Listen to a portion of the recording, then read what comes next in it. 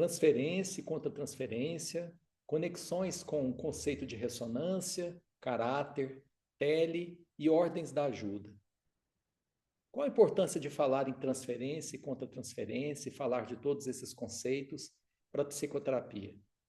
Transferência e contra-transferência não é um conceito que ficou parado lá na psicanálise ou que é uma técnica restrita à psicanálise, ou tele é uma técnica específica do psicodrama, ou ordens da ajuda é algo que só diz respeito a quem trabalha com constelação familiar.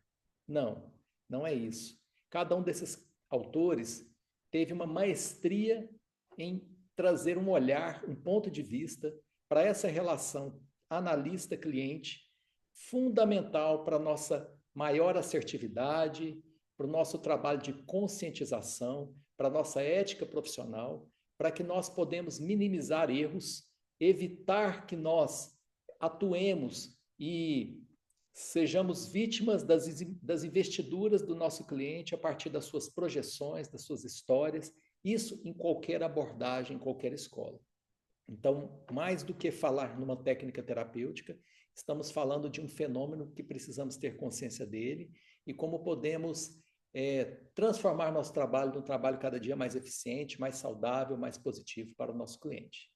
Então, para falar isso, eu quero citar, primeiramente, o conceito de transferência, relembrar a você que são as projeções dos nossos clientes a partir das suas histórias de vida.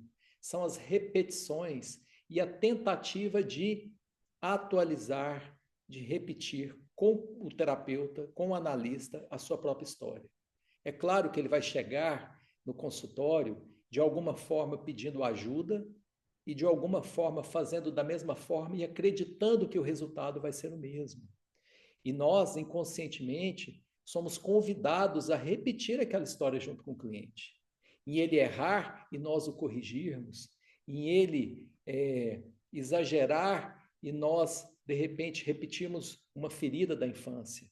Então, consciente de que aquilo é um processo do cliente, um processo transferencial, positivo, negativo, erótico, nós podemos também usar isso como recurso ao favor dele, para que ele possa fazer diferente, para que ele possa fazer algo mais saudável, mais proativo, mais virtuoso e não repetir as velhas histórias. O cliente tem as suas transferências, ou seja, suas projeções de infância. Isso não quer dizer que o terapeuta, que o analista, terapeuta comportamental, o terapeuta corporal não tenha também. Então, para esse fenômeno, nós damos o nome de contratransferência, que são também as nossas respostas às investiduras do cliente e, por que não dizer também, às vezes, as repetições dos nossos padrões de infância. E como é que nós podemos nos defender tanto das investiduras neuróticas do cliente quanto das nossas próprias? É no nosso trabalho terapêutico, é na nossa supervisão, no nosso trabalho pessoal, para que nós estejamos mais inteiros, mais plenos, mais imparciais, com mais condição de ver a verdade como um todo e auxiliar aquela pessoa a dar um passo. Porque senão é sujeito entrarmos no círculo vicioso do cliente, se misturar com as demandas, se perder como um guia num barco e os dois vão à deriva em alto mar. Então é muito importante não menosprezarmos o poder dessas dinâmicas, não acharmos porque fizemos um curso ou fizemos uma faculdade, por exemplo, de psicologia, estamos defendidos desses fenômenos, por que não? E o ambiente terapêutico, ele não é um ambiente de encontrar namoro, de saciar nossos afetos, e sim um ambiente de trabalho. Para outros, para essas necessidades do próprio analista, existem outros espaços. Existem espaços sociais, onde ele vai buscar essas suas demandas. Aqui é o lugar onde o paciente vai se desnudar, onde ele vem pedir ajuda, onde ele paga por essa ajuda. Então, vamos seguir e ver o que esses outros conceitos têm a ver com transferência e contra-transferência?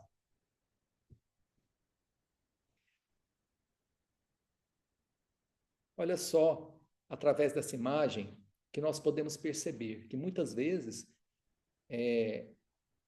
o lado egóico do analista pode dialogar com o lado egóico do cliente. E esse cliente, ele guarda muitos conteúdos por detrás desse lado egóico.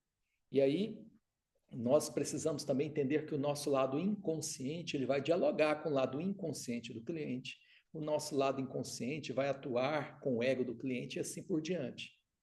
Então, cabe a nós também fazermos um trabalho profundo de mergulho para trazer cada vez mais para a consciência e podermos fazer um trabalho com mais saúde, mais qualidade. Se olharmos naquela imagem à direita, vemos um indivíduo, outro indivíduo e, de alguma forma, há um campo de interação entre os dois. Esse é um campo de cura, um campo de encontro, um campo poderoso, mas é um campo que não pode se misturar. E para isso, nos lembra o conceito de tele, lá do psicodrama. Eu não estou aqui para trazer toda a teoria do psicodrama, quem sou eu, mas esse conceito é um conceito importante e vocês podem pesquisar mais.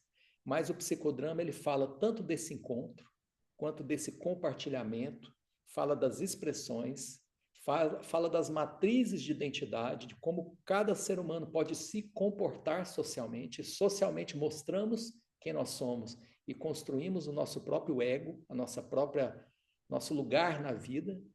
E a tele, segundo Moreno, é o encontro, é a possibilidade de um inteiro ver outro inteiro, eu poder ver o outro com os olhos dele e ele me ver com os meus próprios olhos, e assim construirmos um momento no aqui e agora de presença, de inteireza, de saúde, onde o paciente, agora eu não estou falando em técnico, eu estou falando em postura terapêutica, não para o psicodrama, mas para todos nós, não estarmos presos nas defesas, nas imagens, nas máscaras, e sim como seres autênticos, plenos, que podemos mostrar cada vez mais quem somos. Enquanto o terapeuta sabe fazer isso, ele sabe convidar o seu cliente também a fazer isso. O cliente vai sentir um lugar seguro para ser quem ele é. Então, a tele, sentimento de conexão mútua e espontânea entre pessoas. Olhar e enxergar o outro do jeito que ele é. Enquanto a transferência unilateral, a tele, ela é bilateral.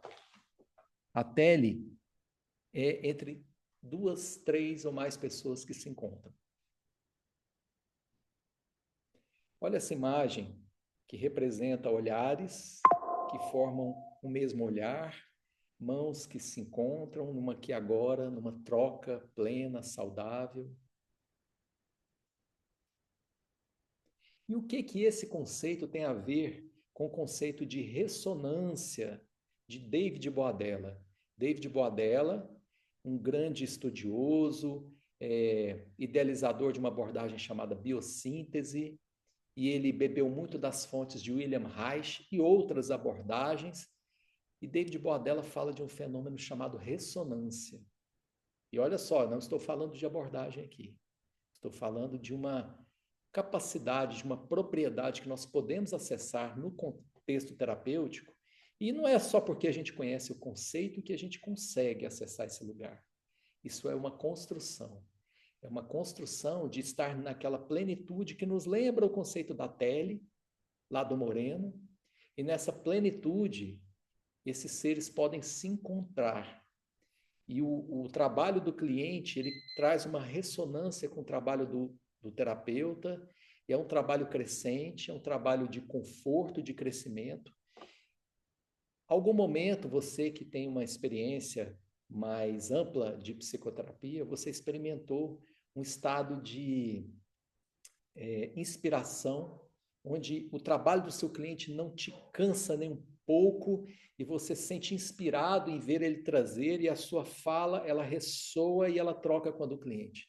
Esse é um passo de transcendência, que vai além das defesas de cada um, que transcende as transferências. Então, fazendo um trabalho pessoal, a gente pode ajudar o nosso cliente também a fazer o trabalho pessoal dele.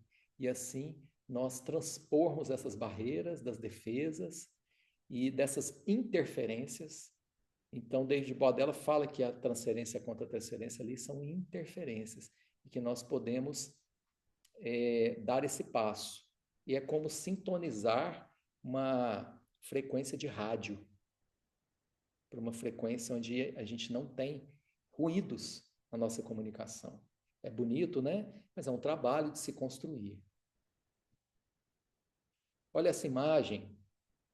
Primeiro tem um desenho ali de duas pessoas em harmonia, próximas, inteiras, representado pelos dedinhos. E também ele traz aqui o conceito de máscara, fala de uma camada secundária que é a sombra, ele fala de um self, que é uma camada mais profunda da essência. E como nós podemos chegar ao ponto de self comunicar com self, ser, ver e se encontrar com outro ser em sua plenitude. Isso é uma construção, porque muitas vezes são as máscaras que se comunicam na vida social, nos Instagrams da vida e também nos consultórios. E muitas vezes as negatividades. O cliente, ele tem todas as suas projeções, tem todas as suas histórias, suas memórias. Ele vai chegar no terapeuta e é natural que ele não confie, é natural que ele tenha medo, é natural que ele corajosamente está enfrentando os seus medos. E cabe nós conseguirmos transpor essas camadas e ter um encontro de alma mais profundo. Mas para isso nós precisamos fazer a nossa tarefa de casa. E seguindo, não falando de abordagem, não falando de método terapêutico, nós podemos também entender um conceito belíssimo, inspirado por Bert Hellinger, num livro que ele chama de Ordens da Ajuda. E aqui ele não está falando de técnica terapêutica, ele está falando de uma postura terapêutica que, ao meu ver, serve para qualquer abordagem. Ele fala das ordens. Olha que bonito que ele traz. Dar apenas o que temos e tomar apenas o que precisamos. Será que faz sentido aquele terapeuta que, lá no fundo, ele sabe que não tem muito a contribuir com o cliente, mas ele cobra mais caro do que verdadeiramente sente que merece o trabalho dele? Será que essa troca é justa? Será que esse trabalho vai fluir? Será que está havendo um equilíbrio entre forças? Então é importante a relação de equilíbrio, de troca, e é importante que nas amizades, na família, no processo terapêutico, seja dado aquilo que se tem. E cada um possa também, em contrapartida, retribuir dignamente por aquilo que tem também. Então, eu não posso querer dar ao outro mais do que ele precisa ou mais do que ele pede. E também eu não posso dar aquilo que eu não tenho. Então é importante que a gente tenha consciência do nosso tamanho, da nossa possibilidade e o quanto é importante o equilíbrio entre essas duas coisas. Uma outra coisa que ele fala nesse texto é a ajuda discreta. Adianta eu dizer para o outro o que o outro tem que fazer para mudar? Eu me lembro de um cliente que já tinha passado por muitos processos terapêuticos, uma pessoa experiente, e ele começou a me falar de uma dificuldade de resolver uma coisa tão simples, de resolver uma coisa tão simples. E na hora eu comecei a querer, assim, me ver um ímpeto de falar para ele de uma receita de bolo, de como é que ele ia resolver aquilo. Aí eu desconfiei, eu falei, olha, se essa pessoa até hoje, inteligente como ele é, não conseguiu resolver, não é por um mero discurso da minha parte em que eu vou convencê-lo de fazer diferente. Deve haver motivos mais profundos pelos quais ele está naquele lugar. Então, como eu posso ajudar na vida, não só enquanto terapeuta, com a minha coerência, com a forma como eu faço? Isso facilita muito mais para o outro do que eu ficar dizendo como o outro deve fazer. E mais do que dizer como o outro deve fazer, como eu posso ter uma escuta mais plena, mais profunda, uma escuta mais verdadeira, desprovida de preconceitos, e assim também essa ajuda entre adultos. Olha só, ajudar entre adultos. Quando você está atendendo alguém, eu já vi exemplos disso, eu quero ser o substituto da mãe desse cliente, eu quero ser o pai desse cliente, vem cá, meu filho, eu vou cuidar de você. Essa relação, eu estou colocando ele no lugar de criança. Claro, às vezes nós estamos atendendo uma criança, mas aquela criança mesmo sendo uma criança, ela tem pai e tem mãe. Então, nós precisamos ensinar e nos orientar para entender que nós temos o nosso lugar. O nosso lugar, ele tem limite. E aquela pessoa tem pai, tem mãe, tem irmãos, tem filhos, e cabe a ela reconhecer o lugar dela e o lugar de cada um desses entes. E não eu ir ali salvá-la de um ambiente tóxico, como eu já vi alguns movimentos por aí, é como se vamos salvar essa pessoa da família dela.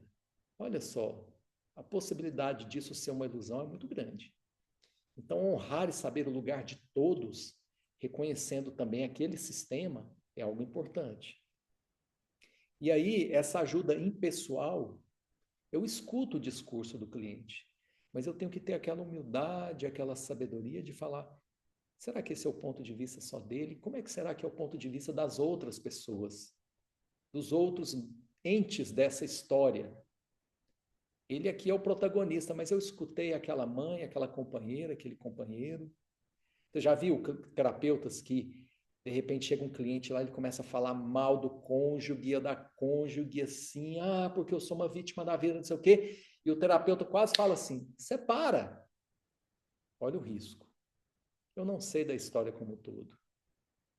Eu posso estar correndo um grande erro de me posicionar naquele sentido ali. Que eu preciso ajudar aquela pessoa a se conscientizar do lugar onde ela tem, das decisões que ela precisa tomar e da responsabilidade que ela precisa ter em cada processo.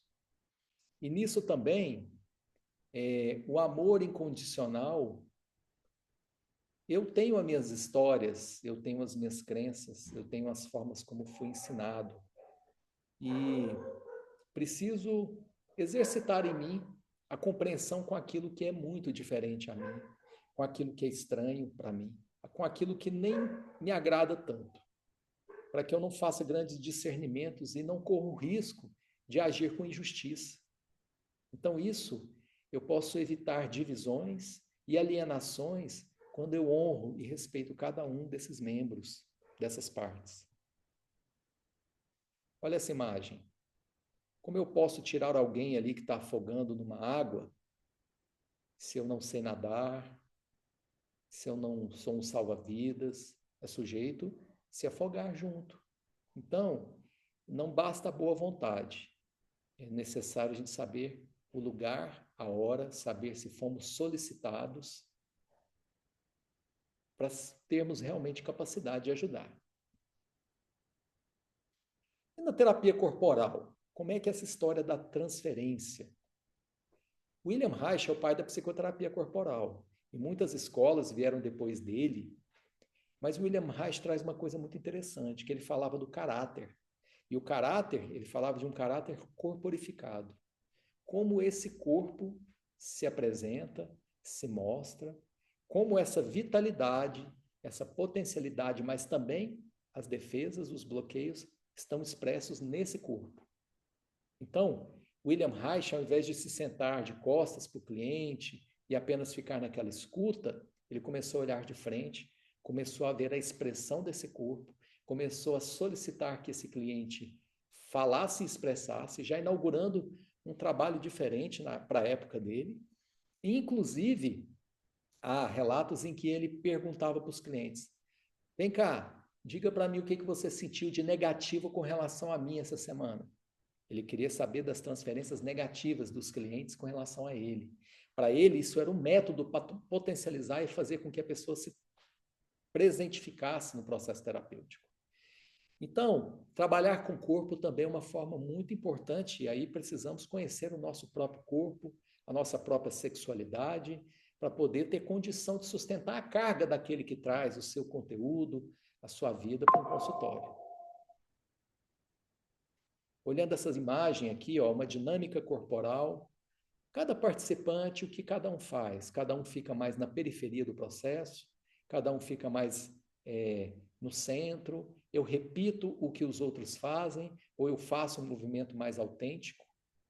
Tudo isso traz boas reflexões para que lugar nós ocupamos nesse cenário da vida. Então, integrando cada um desses conceitos, cada um deles, falamos de transferência, contra-transferência, tele, ressonância, ordens da ajuda, caráter na terapia corporal. Cada um desses olhares oferece uma lente única para entender as dinâmicas interpessoais na terapia. É importante o autoconhecimento do terapeuta e se munir no maior número de recursos, trabalhar os próprios processos, para a gente não querer resolver os nossos processos com os nossos clientes e não correr o risco de repetir as histórias, as feridas. Então, eu desejo para você, para mim, para todos nós, cuidado, autoconhecimento, supervisão, terapia, para que a gente continue e busque cada vez mais um trabalho ético e responsável. Meu nome é Rogério Lourenço de Moraes, eu sou aqui do Círculo Centro de Integração do Ser e te convido a nos seguir e conhecer mais dos nossos conteúdos.